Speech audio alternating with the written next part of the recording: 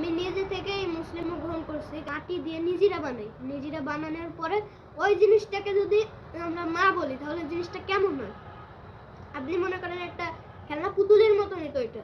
আমি আমার কথা বলছি, আমি কোনো মাটির জিনিসের সেজদা দিতে রাজি নাই। কয়েকদিন ধরে আমার চোখে একটা কমেন্ট অনেকবার পড়ছে, আমি কমেন্টটার রিপ্লাই আপনাদের সঙ্গে দিতে আসলাম যে আপু আপনাদের কি কেউ নাই, আপনাদের খোঁজ খবর নেয় না, আপনার বাবা কি এখনও আপনাদের কাছে আসে নাই, আপনার মা তাহলে কিভাবে চলে, আর আব্দুর রহমান কিভাবে চলে, আব্দুর রহমানকে কি আপনি জোর করে পড়ান নাকি, তোর জন্যই তো এই ফ্যামিলিটার এরকম দশা, তুই যদি এরকম না করতি তাহলে তো আর তোর ফ্যামিলির এরকম দশা হইতো না।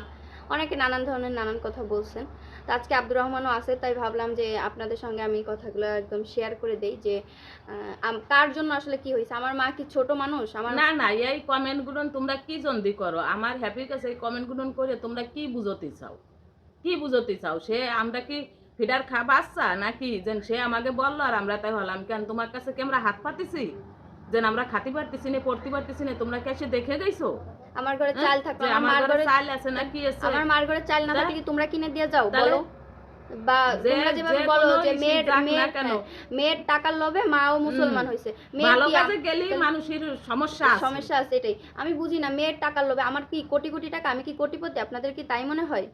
আর এই যে আপনারা সবাই দোয়া করবেন বেশি বেশি করে যেন আমার হ্যাপি যেন ওই কোটি কোটি টাকা না মানে এমন ভাবে বলেন জানি লাখ লাখ কোটি কোটি টাকা আমরা ইনকাম করি, মানুষ তো এর থেকে খারাপ ভাবে যে ইনকাম করে খায় সেগুলো আপনারা চোখে দেখেন না, কত কিছু করে মানুষ।